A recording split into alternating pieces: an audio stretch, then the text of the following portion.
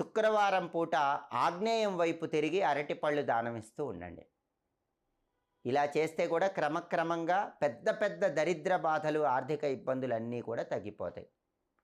అలాగే అన్ని రకాలైనటువంటి దరిద్ర బాధలు, కటిక దరిద్రం, మహాదరిద్రం తొలగిపోయి ఆర్థికంగా బ్రహ్మాండంగా కలిసి రావాలంటే ఇంటి ఇల్లాలు ఒక పని తప్పకుండా చేయాలి.